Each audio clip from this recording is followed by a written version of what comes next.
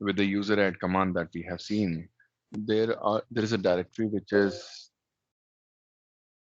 air. So if I look at this user add, that's a file.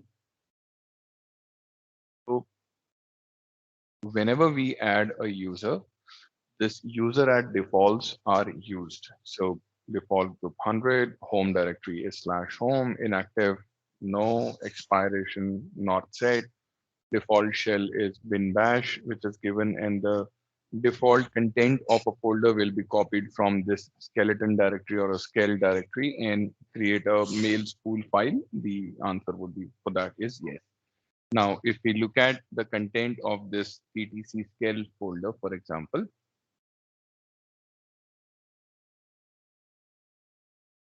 then we don't see anything here, but the moment we do a -LA, we are going to see that there is a bash logout, profile, RC, Mozilla default directory, and ZSHRC as a shell configuration are being placed there. So in Linux, anything which starts, any file which basically starts with dot, it is a hidden file. So if we have to hide any file, we can just precede a dot to that file and that file will be hidden. So if we have to see any hidden files, we just have to put a option. So the moment we put a, irrespective of L or not, the moment we put a, we are going to see the hidden files as well. I just wanted to call out that. And from the permissions perspective, we have looked at the get FSCL, set FSCL and get FSCL. So what I want you now to do is to practice that out on both get FSCL and set FSCL. And what I would like is somebody from the team should share their screen as well and walk us through what they are doing. So Sir, iPhone EM switch is modify, for masking the writes or modify. Okay. modify. Okay, fair enough. And now we are into a user management.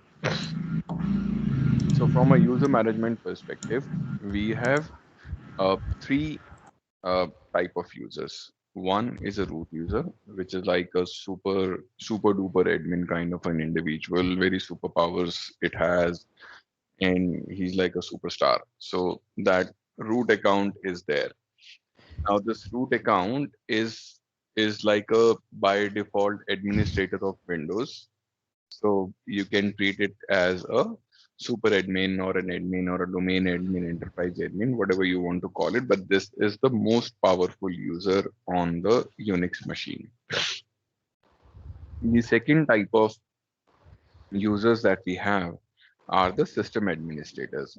Now, these system administrators may or may not have a privilege equivalent to a root user because of the nature of their job.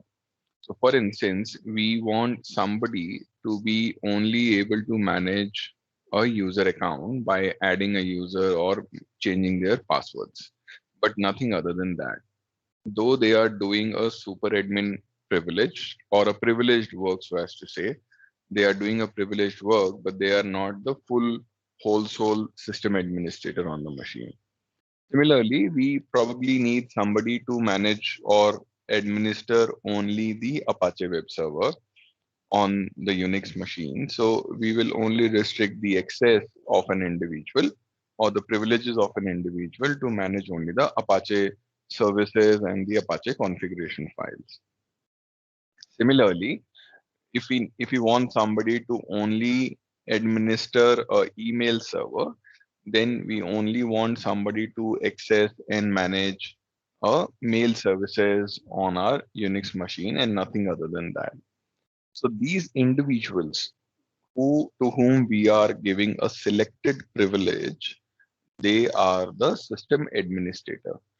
And there might be somebody who we want to replicate our privilege as well in terms of running the commands, not in terms of the entirety, but in terms of running the commands. If you want to mirror some user ID, we can do that as well. The third type of users that we have are the normal users, which are like users who have a developer access, for instance, or who needs upload functionality onto an SFTP server or an FTP server, or let's say somebody who is only downloading information from your website, or somebody who is only uploading information onto your Apache. So they are the normal users, but they may need access on your system for certain limited use as well. So for example, a DBA, when DBA logs into the Unix machine, they don't log in with a super user. They log in with their own user ID. Then they change their environment to become a Oracle DBA and or a database administrator for any other product. They change their user ID, and with that they log into the database. So by nature, they are the normal users, but they have privileged or they have been granted additional access to manage the databases as well. So, so that's where we have three type of user IDs: root, system administrator, and the or the regular users as well. Now, the way we look at a root account, it is by default having a UID of 0. So for example, if I go into a password file and I grep root, then my user ID will always be 0 for any root account. If I have to duplicate a user with root, I can create another user with the same user ID, and I can duplicate that effort as well. And the person or the user account that it will have, it will be same as the root account. Password can be different, but the privileges will all be the same. Reason being, Unix only look at the user ID, and this is only a reflection to what users see. But in reality, it's a user ID which is used. So we can create that as well, but this is not at all a recommended or a best practices. So we should avoid doing a duplication of the user account as well. So that's how we can create a multiple roots if needed, but that need should not arise. So like I said, when we do a user add, it creates a new user's home directory by default. The new home directory is populated with the content of whatever is there in the etc scale directory. And why etc scale? This is something which is configured under a /etc default user add file. That content of the home directory needs to be pulled up by etc scale. Then shadow password suite configuration is there in the login.devs file, and the defaults are there in the user.add file. Now, if I look at login.devs, for example, uh,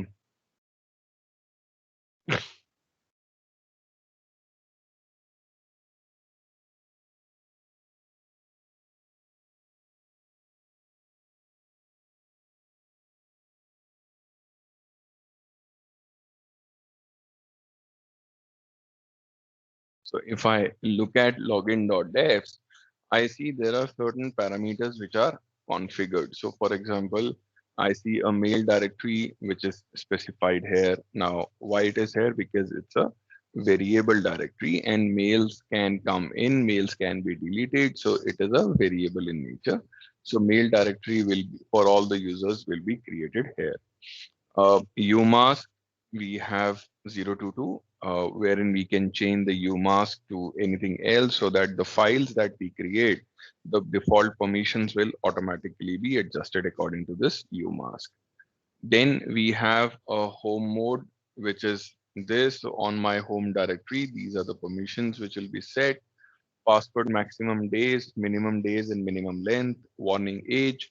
All these parameters are by default configured here or written down here. Now, maximum days, if you see, it is 5 times 9. So we obviously need to change this particular parameter in order to meet our compliance requirements and also from a risk standpoint. Minimum days, password minimum days is 0. So can anyone tell me why it has to be more than 0 or 1 or 2 or anything else, but it has to be more than 0? Can anyone take a shot at this? Well, the zero defines for indefinite. That means the password will not expire. And if we define a maximum 30 days, so whenever the password will get expired, so account will get locked out. No. So password minimum days says you cannot, so if it is 0, so you can change your password right now. And after changing the password, you can rechange the password again. Okay. So for example, if I, for example, if I put this here,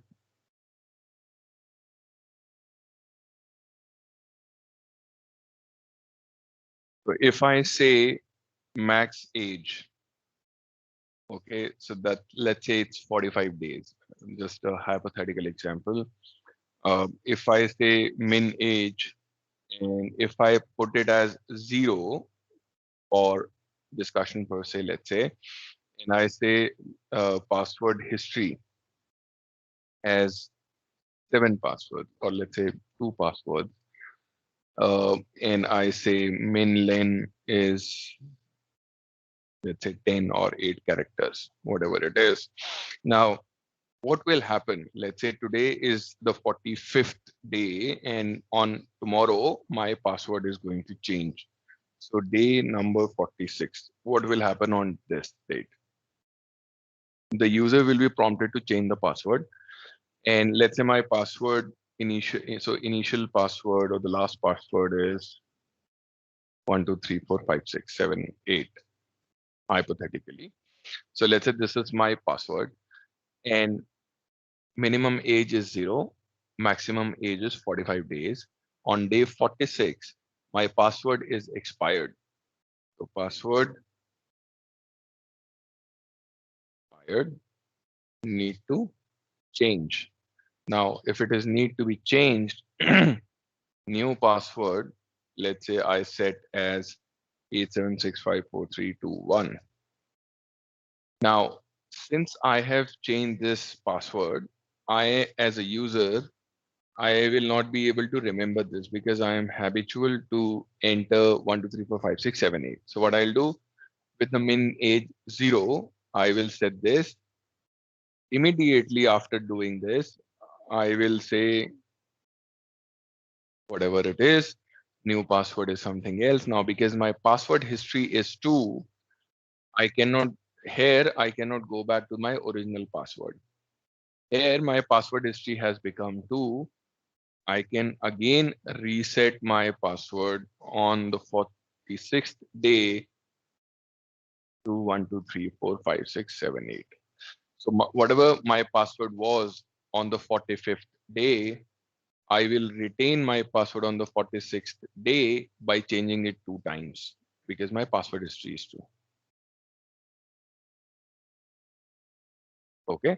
Now, if I change it to 1, minimum age 1, then on 46th day, I will not be able to do anything else. So this will go off because once I have changed the password, I will have to keep it for 1 day. On day number 47, my new password I can change. So I will change it to this password. And then on day number 48, I will have a new password as back again, right? So with a password history of 2, minimum age of 1, on second day, I will be able to go back to whatever my original password is. Now, if I have to discourage a user in going back to the original password, even in the 3 days, what I can do is minimum age of the password. If I let's say if I put it as 5 and password history, if I put it as 10 or whatever. So let's say 10. Then I essentially what I'm saying is that minimum password age into the password history, which is 50 days, I will not be able to utilize my initial password. And by that time, I any which ways will be in the 45th day again. Right? So I am discouraging the use of the initial password by manipulating these variables.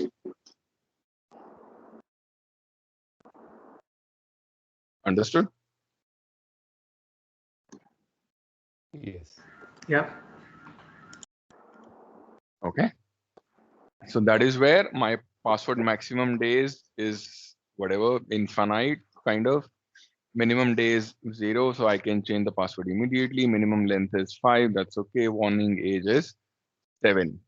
Now UID minimum, that's where the user ID will start from. UID maximum, it can go with for 60,000. And any idea why it can go up to 60,000? To do with the open files. No.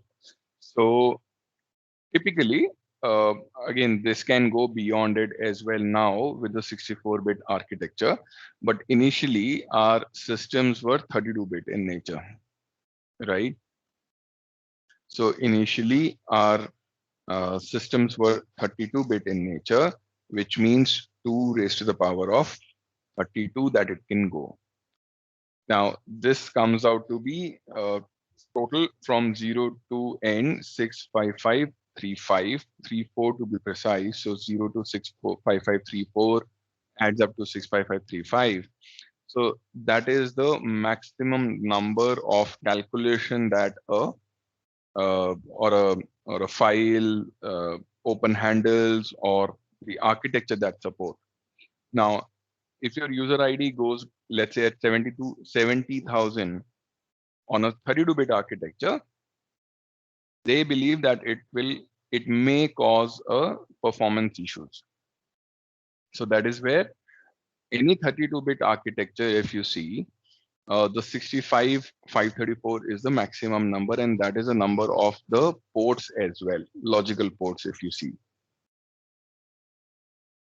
The maximum number of logical ports that we have, let's say 25 for SMTP or 110 for POP, 143 for IMAP, and so on.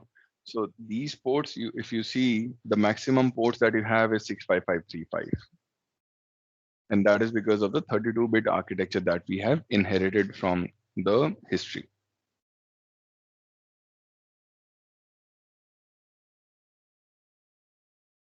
All right, so we have the maximum UID of 60,000.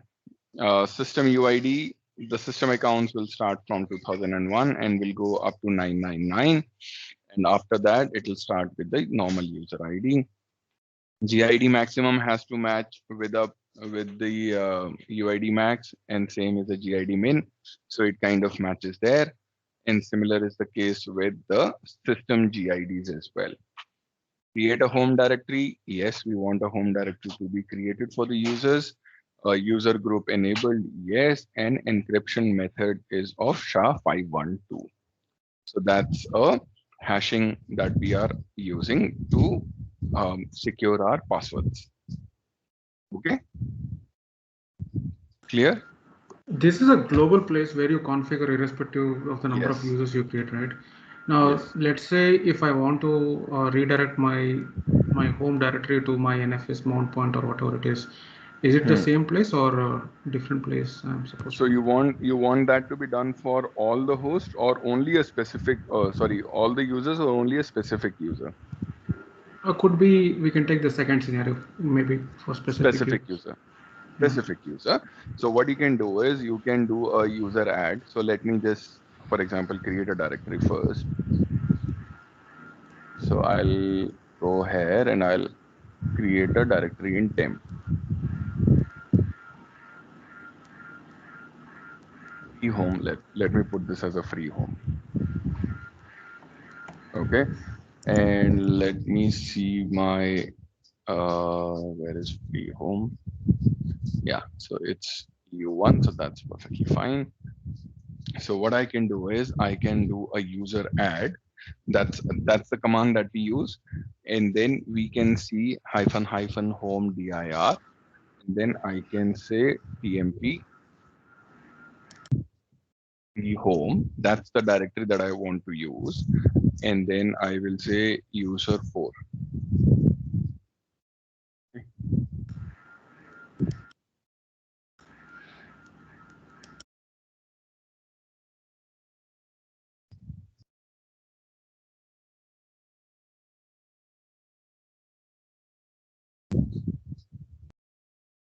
Now you see the home directory already exists because that literally already exists. Not copying any file because it is already existing. Now, if I look into the etc password file, and if I look at user 4,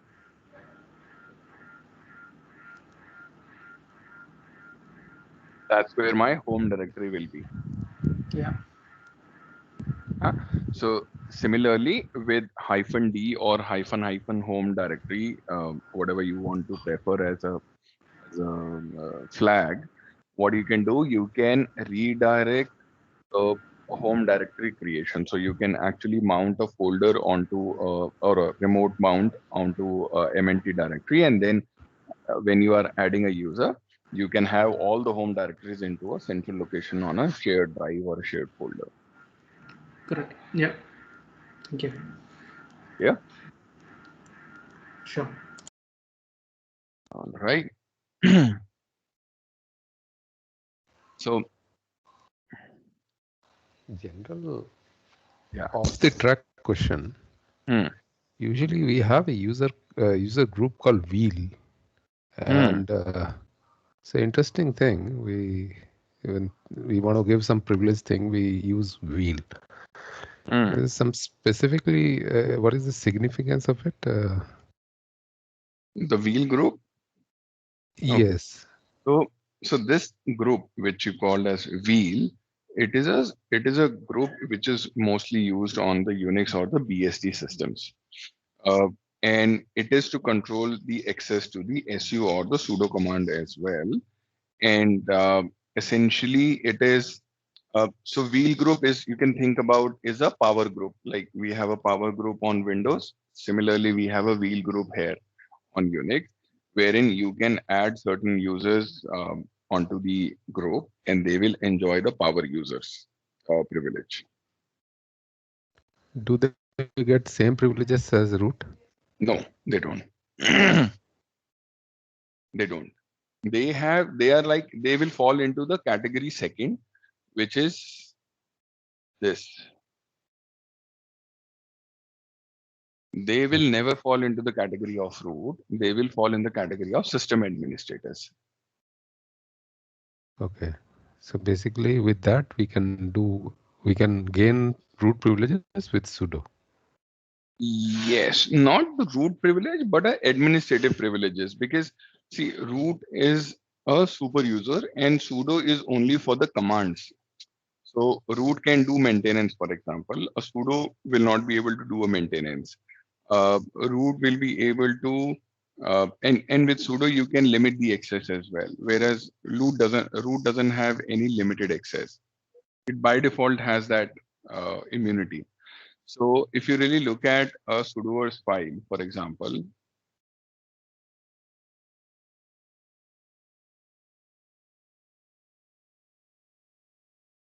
so if you really look at the sudoers file, the root is all, all, all, right? So everywhere it can run anything, right? The A same copy way of I it, see yeah. correct. Wheel is A also copy of it, all. Yeah.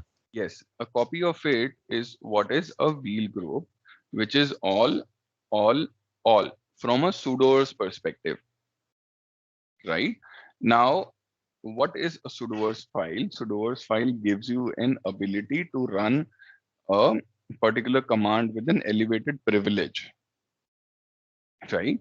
So for example, a wheel, anybody in the wheel, they will not be able to enter into a rescue mode when the user or when the operating system starts, the password that you enter is of a root user. You don't enter a password of a wheel user, right? Because at that time, the privileges that you need is of a maintenance. It's of a root. It's not of a wheel group. Once you are loaded into a run level 5 or a run level 3, that's where your privileges from an elevation perspective, that's what you can use of a wheel. Okay. So if a user have wheel permission, so with that, he at least after the system is loaded, then that user should be able to generate some attack, right? Because he is having now once he will not be able to recover or cannot get into boot and other things. But after it is loaded, he is almost having same privileges as root. Yes, from a system administration tasks perspective. So any file where root has access and wheel doesn't have, they will not be able to edit that file. But to get that, we always have to do sudo.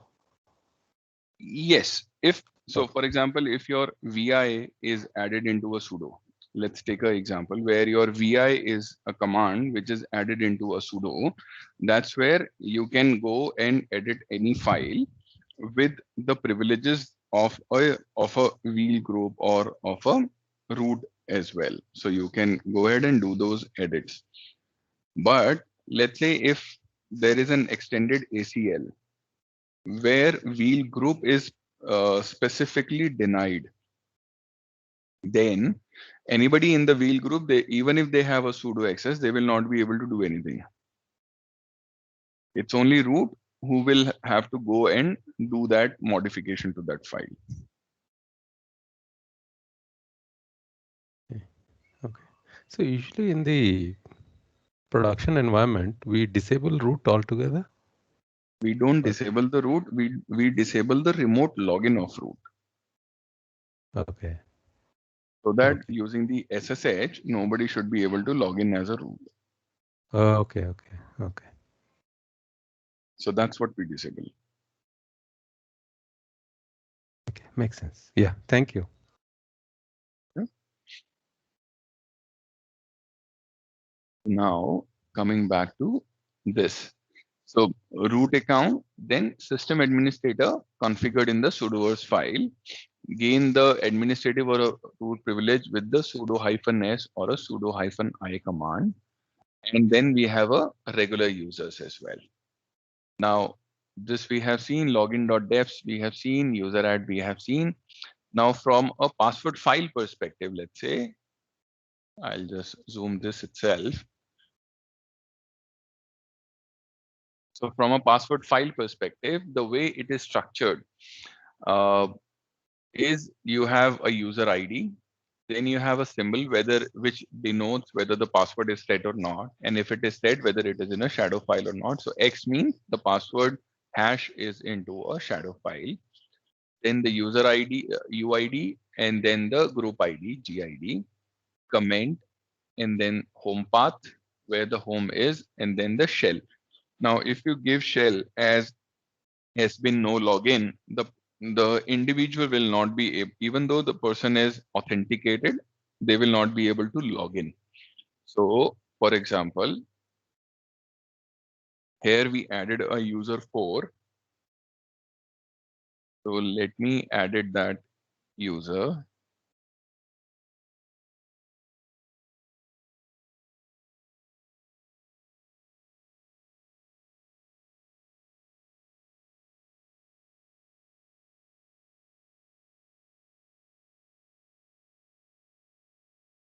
Okay, so I will set this as has been no login.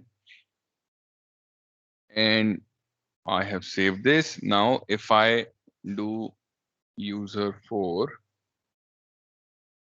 oh, I have not set the password. So let me set the password for user 4 as well.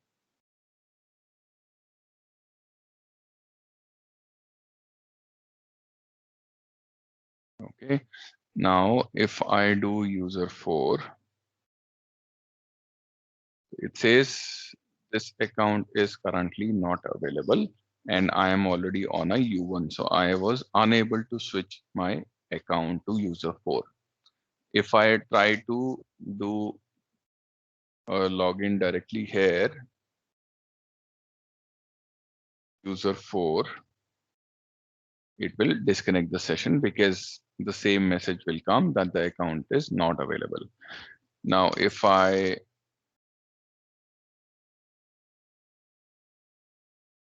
change it back, So this particular user who cannot log in, can it run it a can run the process? service. Yes, it Process. can Okay. run.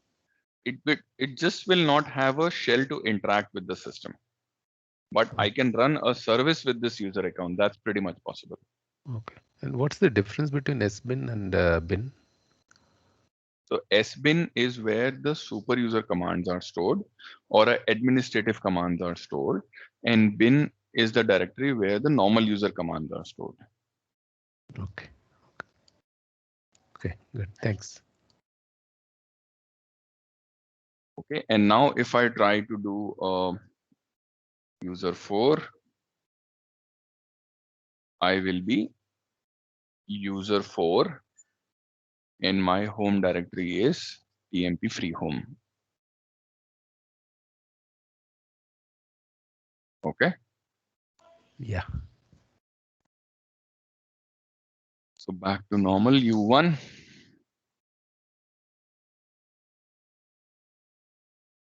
All right.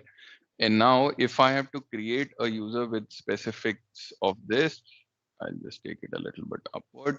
So user add -c is for the comment, -expire date. I can put the account expiry, not the password expiry, but the account expiry date. Hyphen shell for the assigned shell, and then the username as whatever the name is. So I can run this particular command to create a user with some specifics or some customizations if I needed other than the login.def's definition.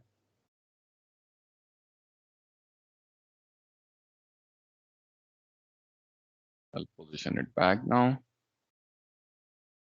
Now, from the perspective of user add, we have already taken a look at these things. So in terms of my group, home, inactive, expiration, shell, scale, mails pool, this is something that we have taken a look at, etc default user add, and then etc scale as well, we have taken a look at. Now, one of the interesting things, it's nothing to do with the security though, but one of the interesting thing that I do, for example, I want L to be a command or A to be a command or C needs to be command. Right now it's not there. I can set their aliases in the .bash RC file so that anytime that I log in, I will have these LAC as a short forms or E, for example, as a short form for exit to be used. That comes in very handy to me, honestly. So what I can do is I can go to bash RC and then I can set the alias here. So I will say, let's say C is for clear and I'll set L is for LSF and LRTH and A as well. Then I need alias E is for exit, for example.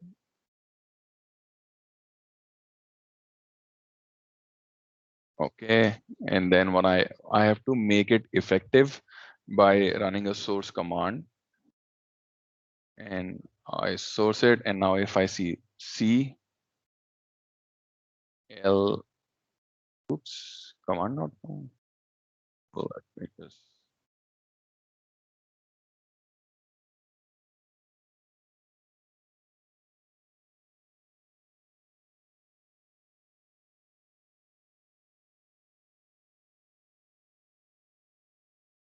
okay rather normal stuff.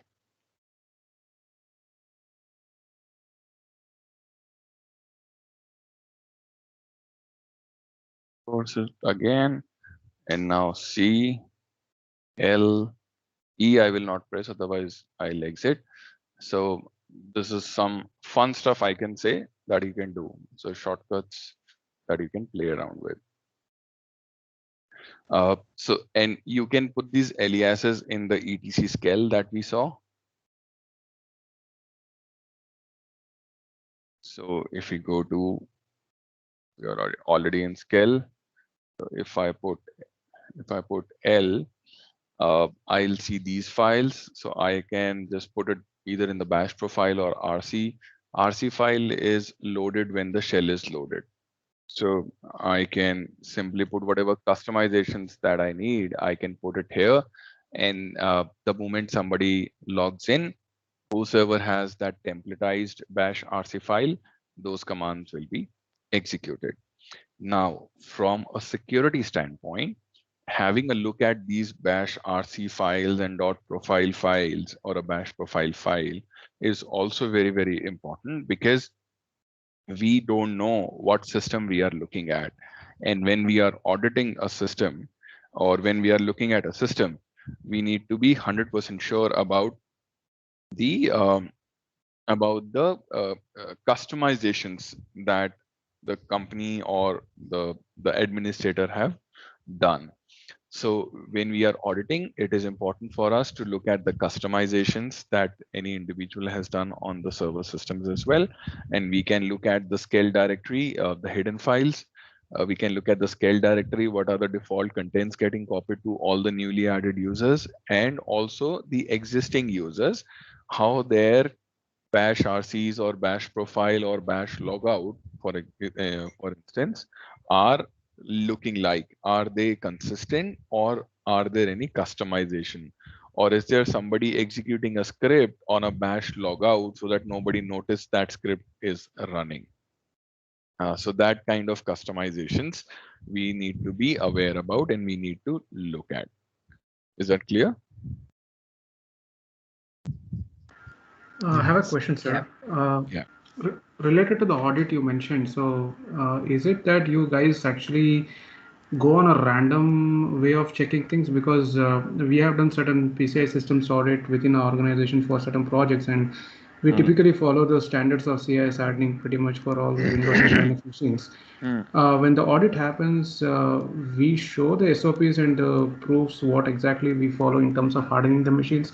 But when an auditor has actually visited to check those SOPs or the proofs, I haven't actually seen they querying certain path or certain files other than looking at certain on high level things. But I was just curious when you mentioned about the audit and looking at certain files. So is there a industry standard checklist you follow, or you randomly go based on the security paths that you feel these are the things that you would eventually go and check? I think that's a wonderful question, and I totally resonate with that thought as well. So let me share one example. I was working in Verizon when there was a cyber breach that happened for Electrocard. It was all over the public news, so I can take that name.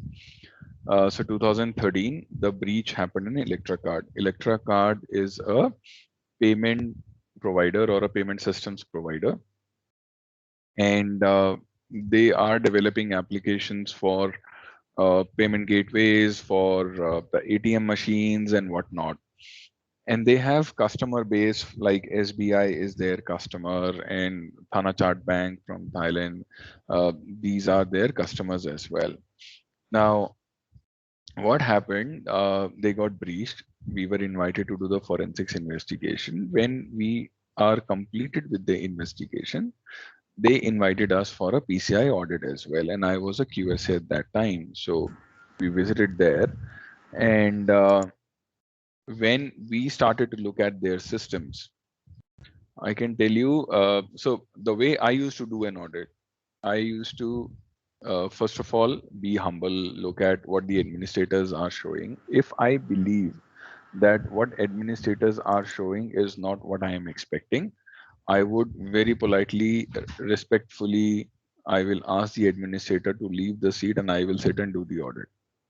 That is the first thing that Yeah, I prefer that to is do. not something I've seen. But yeah, we usually expect that, right? Because Yes, something what is shown in the screenshot versus the UI, if something is not authentic, or if you want to go a little bit deeper and you want to take control and look into it, I think that is one thing that we expect. But to be very honest, like I've seen like where people come and they look onto the high level and see the evidence and then show the gap analysis and then again come back and see whether those are being remediated, but not to an correct, extent where someone has actually taken the control and gone to the lines of the code to correct. it. Correct. So what I did is also not right because as an auditor, I am not supposed to sit on the production machine and run the commands. But that's unfortunate part that I get a little excited to see the black and white colors. But having said so, uh, what this is something that I used to follow. But then there are certain situations or certain areas. For example, the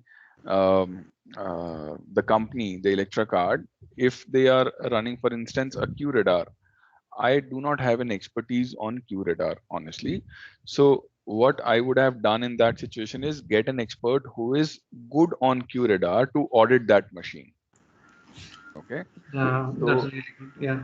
So what we used to follow when I was in Verizon, what we used to follow is first of all get the system information from the customer, that what kind of architecture you have, what kind of devices you have, what kind of server systems you have, the OS level information, etc., so that we can prepare our team accordingly.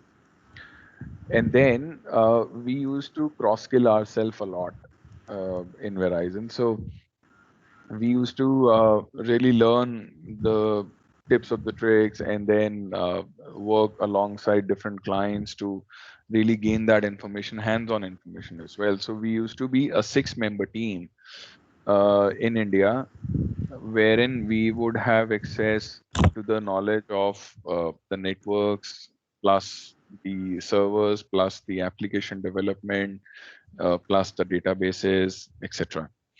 And then we all used to go together in a group, though it depends what, who will come when. So it may happen that uh, 4 people goes in a first phase and then rest of the 2 people will go in the second phase and so on. So that scheduling we used to take care, but then essentially we prefer to get that beforehand information so that we can align ourselves. And then all of us used to go sit and do the audit on our ourself basis itself. And that is how when we did this audit for Electra card, they were PCI certified, and uh, they were engaged with one particular auditor for or auditing organization for last 4 or 5 years before they got breached. And when we did the PCI remediation audit after the forensics, we identified 1600 critical observations. And if you hear those observations, you will feel pity of them. For example, a password of 12345678 is the No. production password for root account allowed remotely to log in. Okay, that's a PCI zone production server, or so as to say as the cardholder data environment or a CSD environment. Then a password for a Oracle database was backup. Uh, Password for their encrypted Excel files was ECS at the rate 123 and stuff like that. And password never expires, no patching done, etc., etc., etc., which is very, very, very, very basic. So those kind of observations we could identify, and then on the last day when we exited from our analysis or the investigation or the audit meeting, when we were conducting that, we asked them a question that you are certified for last 5 years and you have shown us the previous year reports as well, but we do not see any mention of these vulnerabilities or these configuration issues into those reports. What is the purpose or what is the reason behind it? They said the auditors who used to come, They used to sit in a room, ask us for an evidence. We used to give them the evidence. And what evidence? It's all the policy documentation. We used Yeah. to give them the policy documentation. They used to look at that and sign off the report. And they never ever came to the server room. They have never seen the server room till date. You are the first guys who have visited the server room. Yeah, and that too in the world of cloud era, that is becoming more common because first they will tell that we can't get you access because of all the client approvals that is needed, and you will have to rely on whatever they are going to show.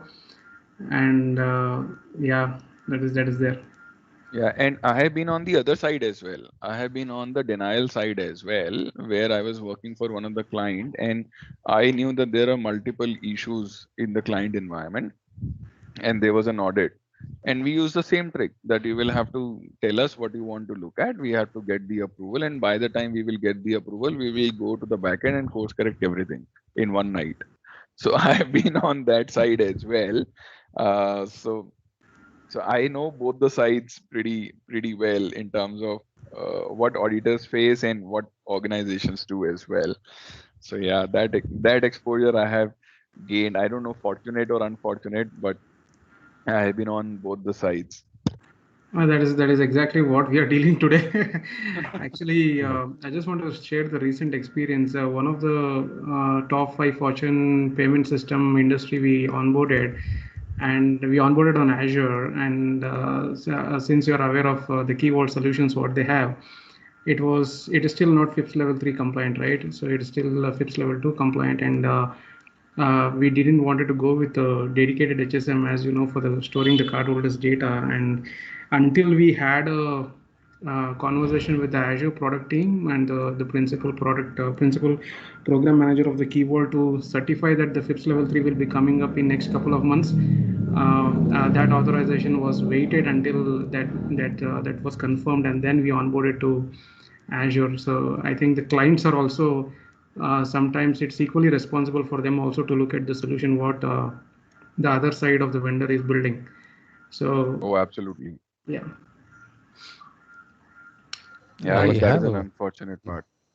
Yeah, I go have ahead. one question. Once we have diverged, I have this question which when we put a go to production, and this I have been asking actually. So we know how to harden this OS with all whatever we are showing. Hmm, We still go to CIS to buy hardened images. So hmm. what special this CIS hardened images have which other cloud providers buy on the shelf cannot give? What extra they give? So if you look at the CIS benchmarks, some of them are really practical in nature, and some of them are really theoretical in nature. That's what I have gauged. Now, if you look at the cloud, you have both the options. Like you said, you have a CIS benchmarked image as well, and you have a slightly relaxed images as well. Now, if you go with a CIS benchmarked images, the problem is it's way too hardened. Okay. If you go with a normal image, the problem is it is way too relaxed. Now, if there is something which is way too relaxed, you can build something on top of it as a vanilla. So treating that as a vanilla flavor, you can create your own configurations on top of it. If you go with the very hardened images at first shot, sometimes it become difficult to de-harden them, right? Just just to add to that, it took almost 3 months for us to get a hardened image what CIS provided, and then to de-harden it to make it working in Azure. Yeah, It was serious pain. yeah. So when they harden, they basically remove, let's say they will remove a development tools, which is right thing to do. I'm not saying it's a bad thing. They will remove the hard development tools, but then if you have to install a software, for example, it needs a development tools to compile a GCC library, for instance. Now, the moment you put that software configuration or the installation itself will fail. Then you will have to install the development tool. To install a development tool, you need to open a port to the APT sources. The APT sources would be hardened by the IP tables, for instance, or you would not have access to those apt sources at all. So you will have to figure out what kind of repository that you need to add. You will add that repository, then you will get access to it, then you sign that repository, then you download the development tools, and then you will compile your original software. Whereas in the normal market image, you will have development softwares pre-built. So you install your software, then uninstall your development sources. So it is easier to work on a relaxed machine and harden it than to work on a hardened machine and de-harden it. Yeah, correct. Yeah, so it's similar to what we feel in Windows, Windows environment and a Unix environment. Windows is way too relaxed, and we are pretty much comfortable with using Windows. But then when it comes to Linux, uh, you can do wonderful things on Linux, but can't use that as a desktop for a daily use. So yeah, so that's the difference. Anyways, coming back to the topic. So that is something that you need to be aware about when it comes to a Skell directory, because in Skell you will have to uh, look at for the configuration customizations which are added to the either bash RC or bash profile or bash logout, so that you will have to verify when you are doing an audit of a system. Then managing the passwords. From a user perspective, the best of the command that we use is a password -l command or a normal password command if we have to change the password for a user. Now, whatever we have seen in login.defs, we can configure the same here on the password command as well.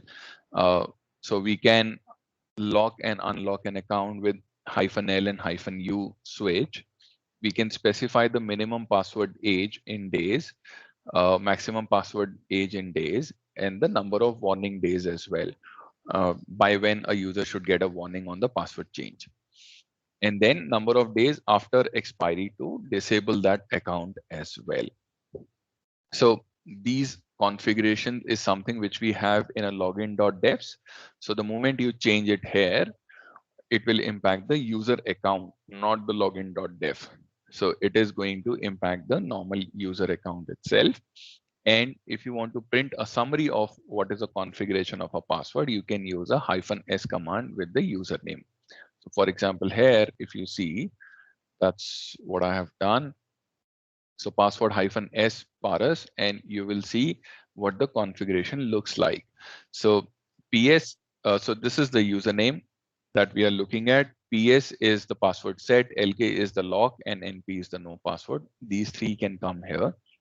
Then the last password when was changed, minimum password age, maximum password age, warning days, and the inactive days as well. And then it shows you the cryptographic algorithm as well that have been used to hash the password, not encrypt, but hash the password as well. Okay. So if I have to, let's say, do that. So I'll say user.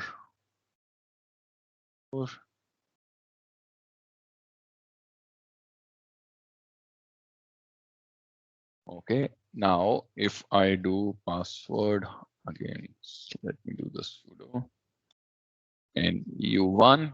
This is what is u1 looks like, and this is what the u4 looks like, right? Now, if you see here, u1, u4, both are same. PS password is set. This is the date, minimum age, maximum age, length, expiration, in the same SHA-512 cryptographic algorithm. So I can do that, and I can lock a user account as well. So let's say user one. I think user one I have, right? Yeah. So now if I do SU user one, I will not be allowed access to it. Okay, let me set the password. Oh. So I am setting it as user1 itself. And now I will disable user1. And now I will switch to user1. So it should not allow authentication failure because it is logged. If I do user2, I will be able to switch it out. Okay. Now, if I do unlock, I am done. User1, I will be able to log in with user1 as well. Okay.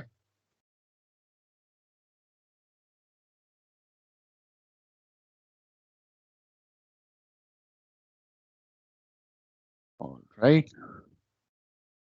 So I will just put that into a chat window as well for a quick reference. Sorry for the bold text. I don't know why it has come that bold.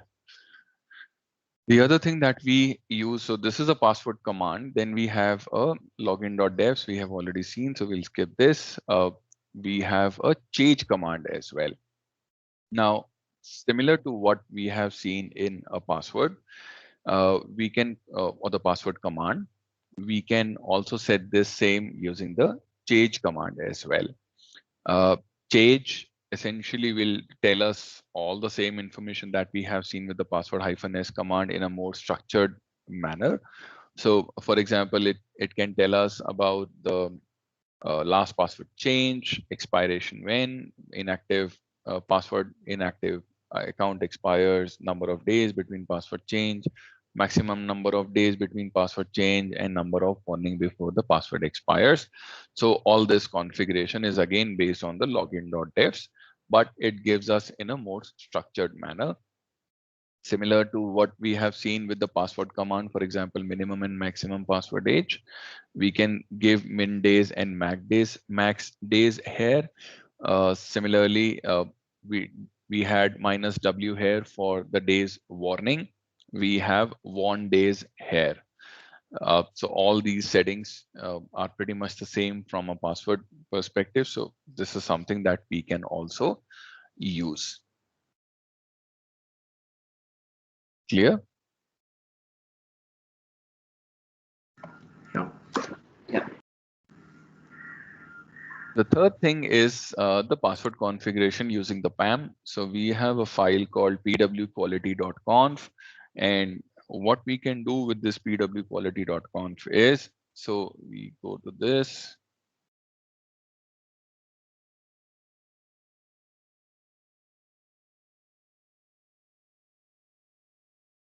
So we have this pwquality.conf here.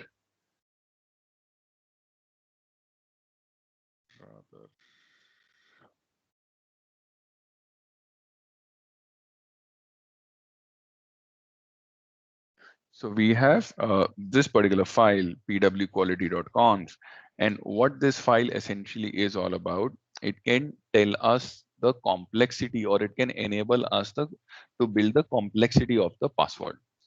Some of the complexities that we can have is a minimum length, the digits that we need to have, minimum number of digits that we need to have in the password complexity, upper limit characters, lower limit characters, other characters, which is O credit, other characters, minimum class. So class can be digit, uppercase, lowercase, others.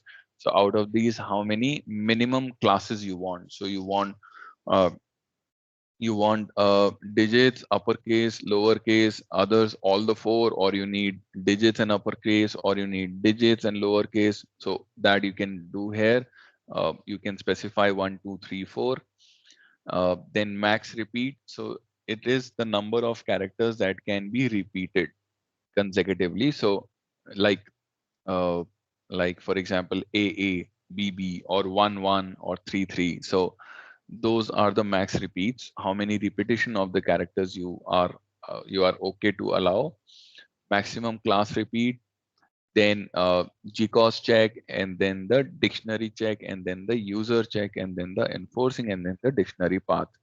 Now, dict check is something wherein you can have your keywords developed, or if you have a dictionary already, you can use the cracklib library of Linux to build a database of these words, and then whenever a user is setting up a password, you can go ahead and change those passwords as well, or you can go ahead and update that dictionary so that user cannot use that same password in the dictionary.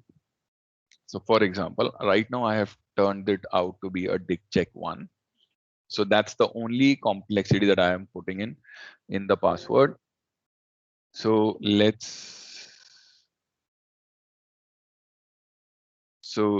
me go to a TMP folder again, and let me go to Rev. Okay, so we have, so let's create a dictionary here. So we have got the dictionary, and what we will do is we are going to go and dictionary, and we will enter some password.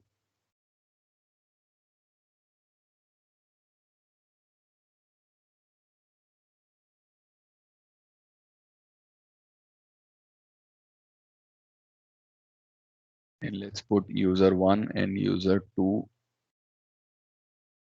as well. Okay, so let's say this is what my dictionary of the words that I don't want to have. So this is what my dictionary looks like. Now, the next thing that I have to do is, I have to develop, or I have to build the cracklib dictionary by running a command called create cracklib dict, and then giving this dictionary path.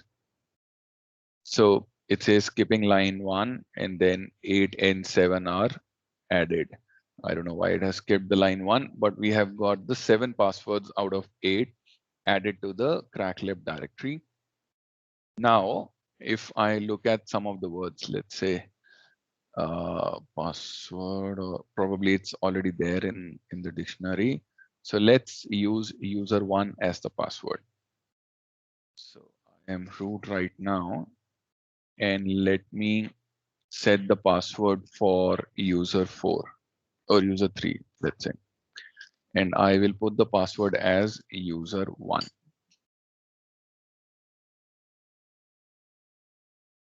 Ooh, it got updated.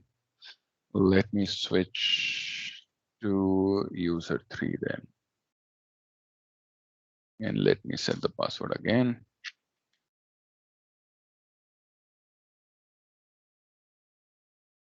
Or let me set the user 2 as the password.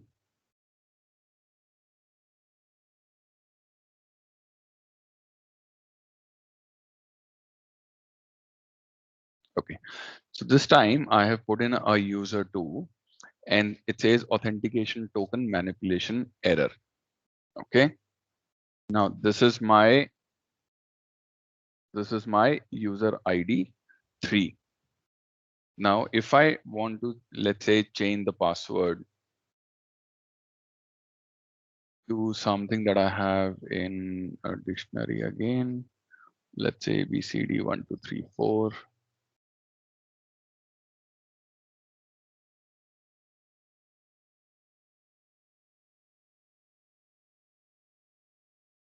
So it says the password fails the dictionary check, right? And where is this dictionary coming from? It is coming from this dictionary. I have copied and pasted this. Let me put ABCD12345 as the password. ABCD12345. Let me copy this.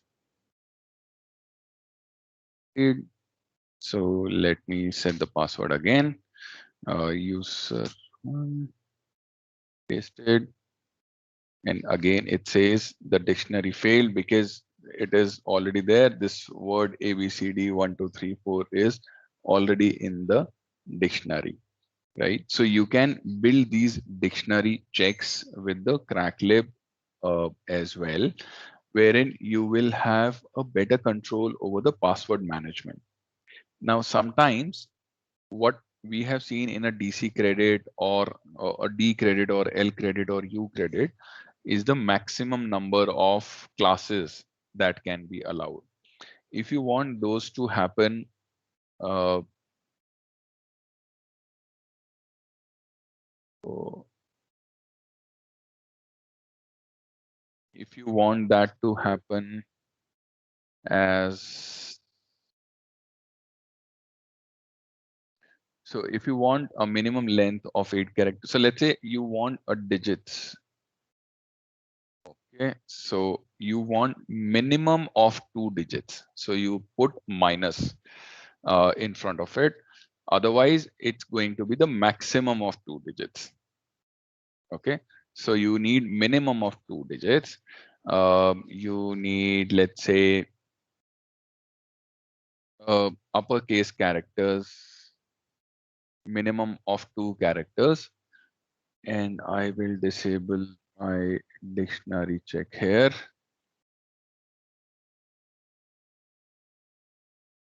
Okay, and then I go to a user one.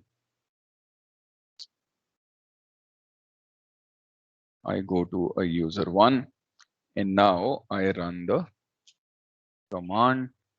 What's my password?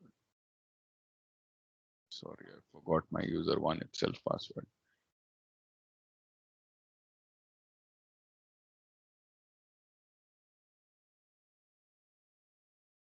Password contain less than 2 digits. So anyways, it's a root, so I will be able to do it. So user one.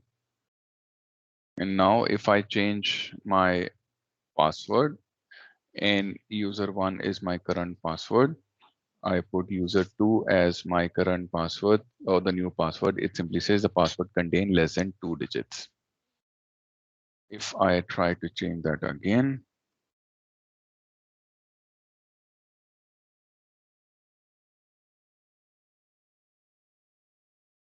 okay, password is updated. The password that I have kept is this, right?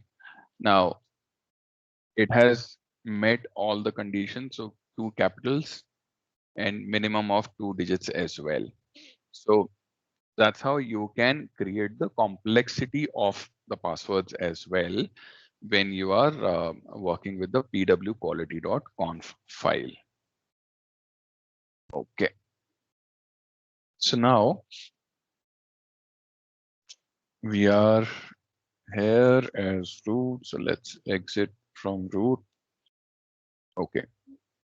So now what we need to do is we need to understand the sudoers file. So from a sudoers file perspective, there is a specific format that we have from a sudoers perspective. And essentially the sudoers file is, sorry, essentially the sudoers file is something which gives us the ability to control who can run what where. Okay, so essentially who is the user, who can run, who can run, where is the host, and what. Okay, so that is something which is taken care by the sudoers, and this sudoers is something which is managed and operated by the root users itself. So we have to become either, or we have to write either a sudo or vi sudo. So from sudoers perspective, we can do that editing as well. Now, if I look at vi sudo, so sorry, what's the password?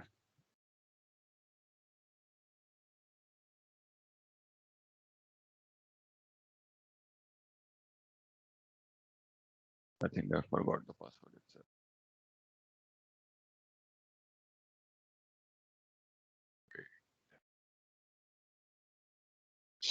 Array.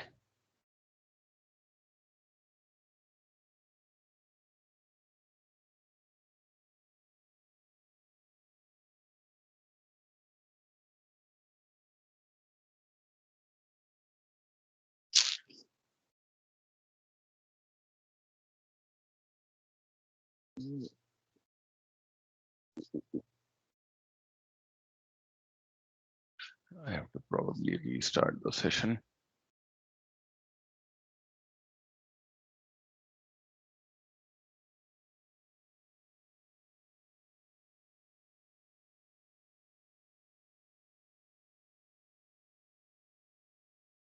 I've forgotten all the passwords.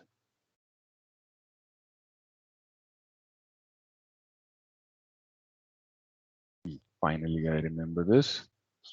So let me do this.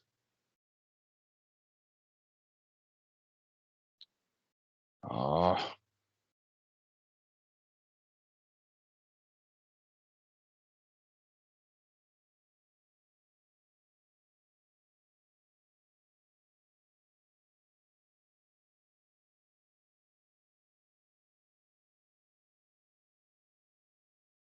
finally. Let me change the password for U1 first.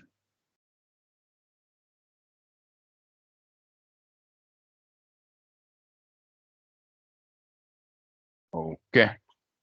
So what we need to do is vi sudo is a command which will directly open this file that we want to change from a sudoverse perspective.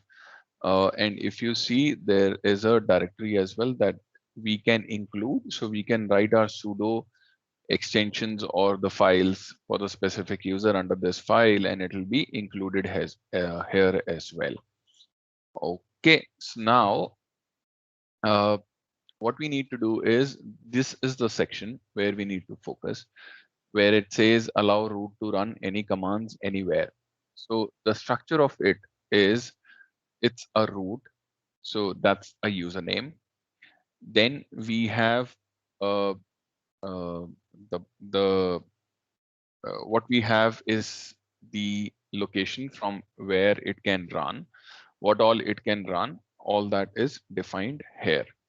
Now, if let's say if I have to add an entry here, so I can either go and create an entry here, or I can create a entry which is anywhere in this particular file as well. For any group that we want to add, we just need to put this ampersand sign or percentage sign in the front of the entry.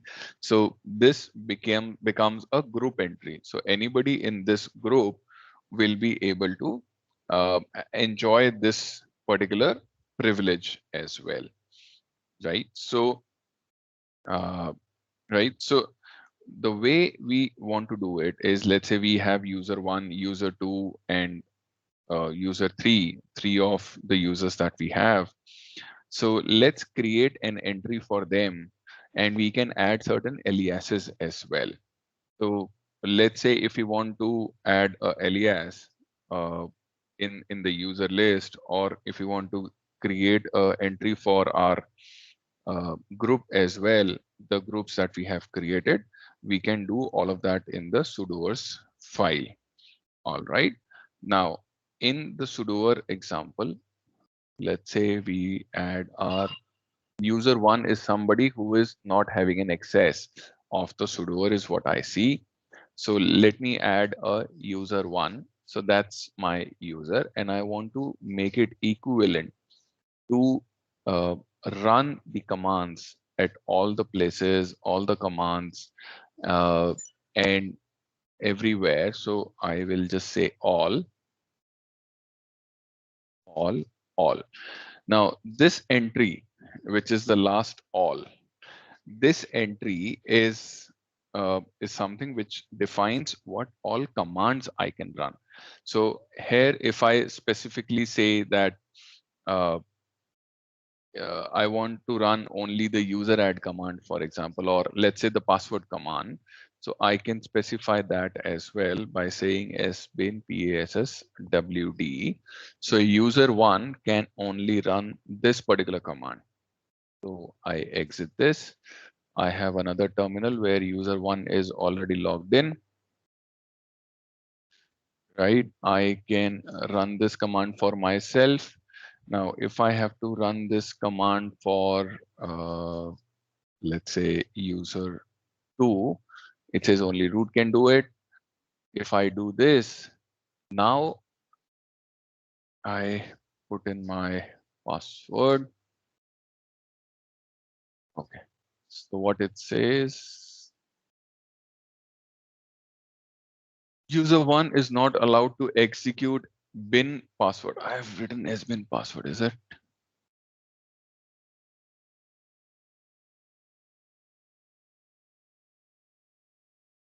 Oh, I have put in as bin password. I want to put it as bin password. So now I do this again. Okay, now it is allowing a sudo user or a user one to use the sudo command. Initially, when we were trying to do su, it was saying user one is not in the sudoers file. The incident will be reported. Whereas in this particular case, when we're trying to run sudo password user two, it is allowing us to change the password for the user two itself, right? Now, let's say we want to do a sudo su itself. Okay, what it says is user one is not allowed to execute this particular command as root on localhost dot local domain, right? So what it means is that we are the entry that we have created, we have not sourced that entry, we have not uh, kind of reinforced that entry, we have simply made an entry into it, and that's all about it, right? Now if we want to similarly, let's say if we want to give all the user all the command permissions uh, to this particular user, what we can do is we can go back to our sudo files,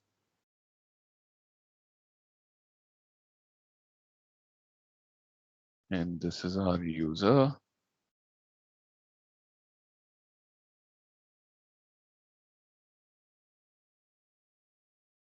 and we save it.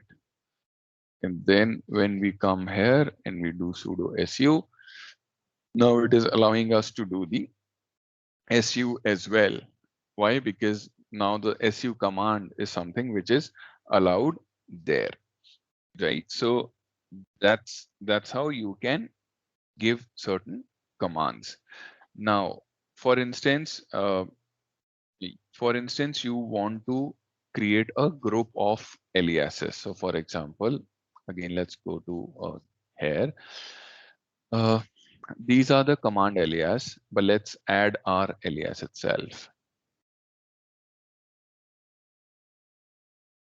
And we will come here and we will say Reva commands. Okay. Now, what we are doing here is we are creating a alias which is for with the name of Reva command. So what we will do is cmnd command alias, and we will say Reva command do, and then we will say sbin, oh sorry, bin password, and then I have to check the password place for bin su as well, and I'll say su. Okay, so these are the two commands that we are allowing for user one by using the alias here. Now, alias is something that we have defined here. So let's see if it works or not. So exit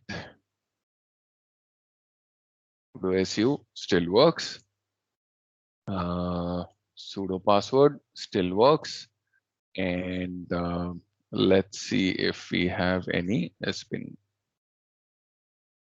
And here, so let's say,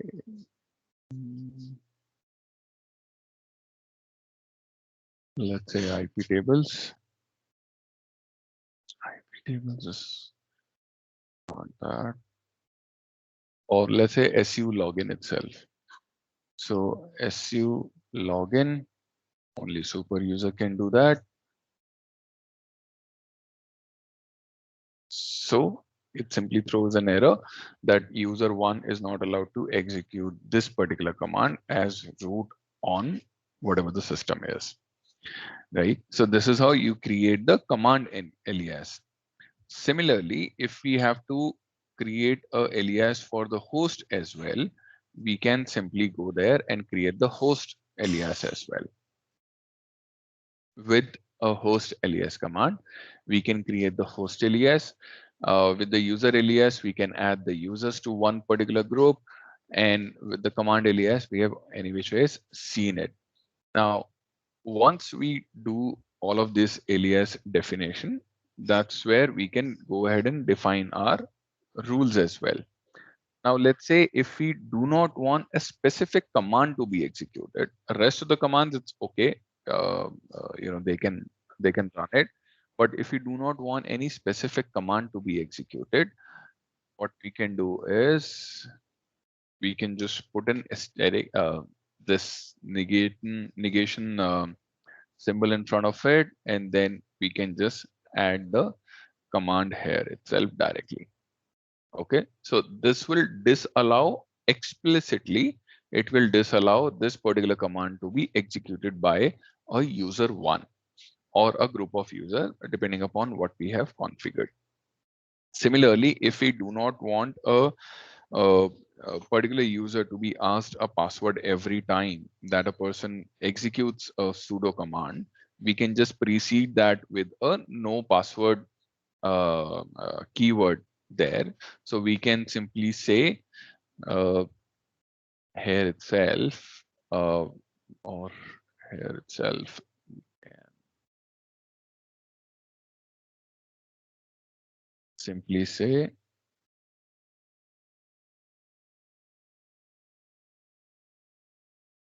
no password and then the Reva command. So our aliases will run without the need of having a password to be entered by user one, only for these two commands.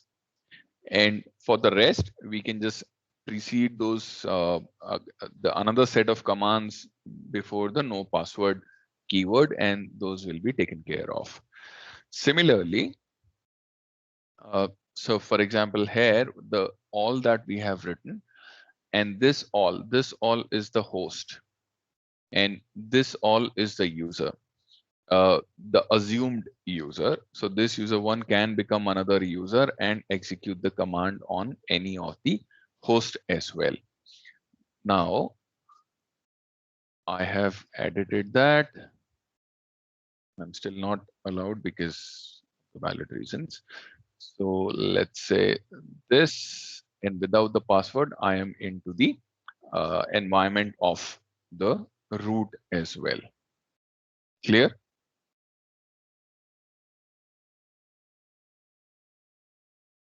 Yeah.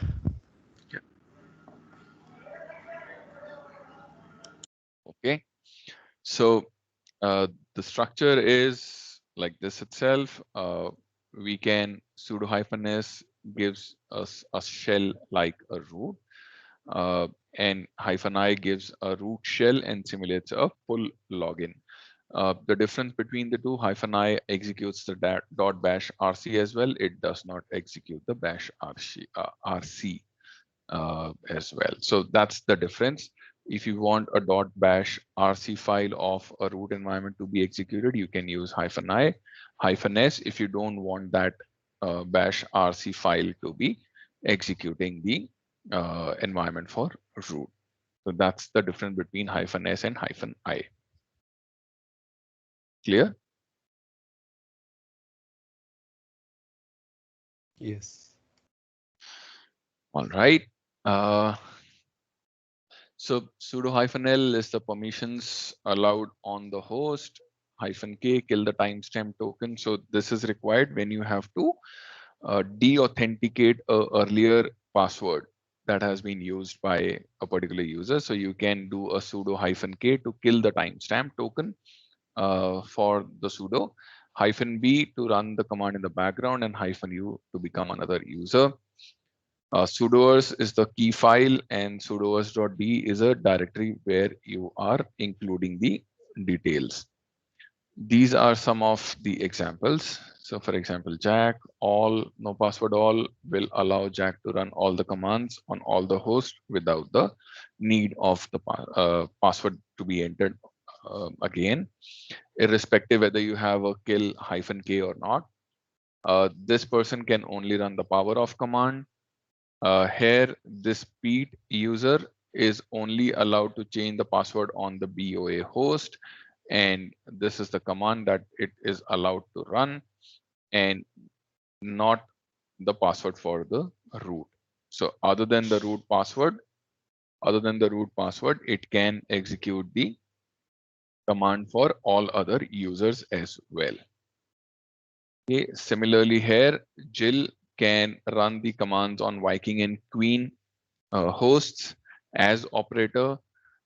These are the commands. So again, op commands is something which is a folder. So anything under the USR local op commands, the person will be able to run those commands as well. Clear?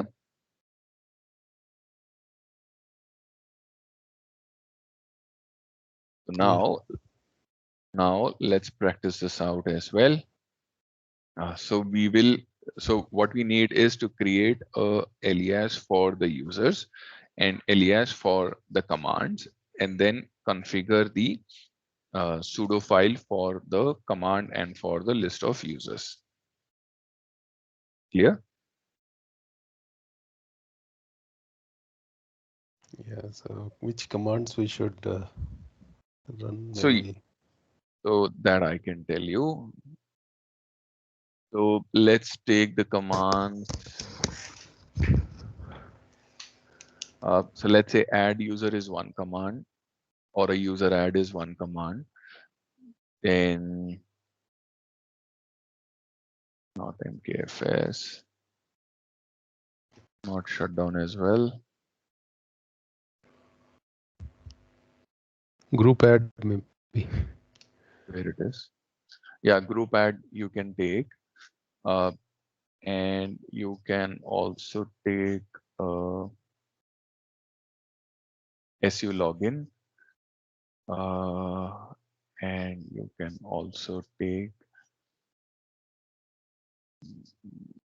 I think that should be good enough. That should be good enough, yeah. or ifconfig as well. Okay.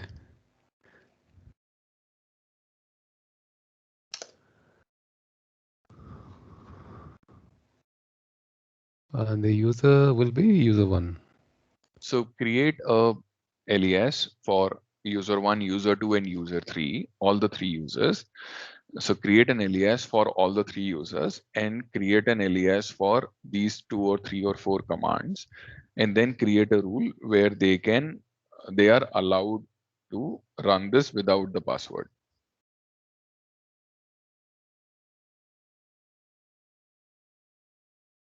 Clear? Yes, yes.